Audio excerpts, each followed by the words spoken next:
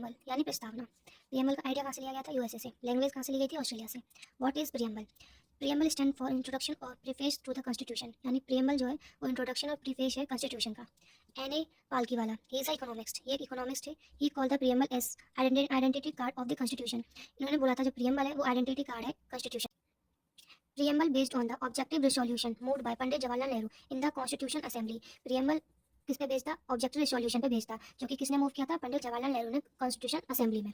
Preamble amend only once added by 42 constitution amend 1976। प्रियम्बल में केवल एक बार अमेंड हुआ था 42 कॉन्स्टिट्यूशन अमेंडमेंट के थ्रू 1976 में। इस 3 वर्ड्स एडेड इन प्रियम्बल, इसमें 3 वर्ड जोड़े गए थे, जो कि हम देख सकते हैं एसएसआई, इसको शॉर्ट में हम पढ़ सकते हैं एसएसआई, सोशलिस्ट सेकुलर इंटेग्रिटी।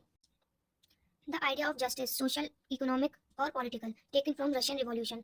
जो आइडिया था जस्टिस सोशल इकोनॉमिक और पॉलिटिकल का, ये लिया गया था रशियन रिवॉल्यूशन के। जो आइडिया था फर्टर्निटी का, इक्वलिटी का, लिबर्टी का, वो लिया था हमने फ्रेंच रिवॉल्यूशन से। अमेंडेबिलिटी ऑफ प्रियम्बल, प्रियम्बल को अमेंड कैसे किया जाए? Amend Article 368, Keswanan Bharti case 1973. Supreme Court held that preamble is the part of the Constitution that can be amended subject to the condition that has no amendment is done from to the basic feature of the Constitution.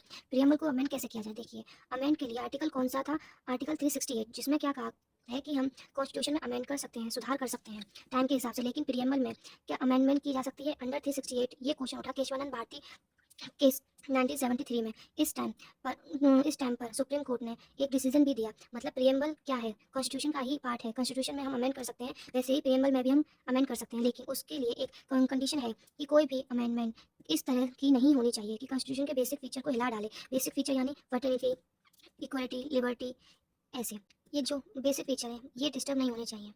यही था आज का preamble. I hope आप सबको अच्छा लगा होगा। अगर अच्छा लगा तो लाइक करें, कमेंट करें, सब्सक्राइब करें। Thank you.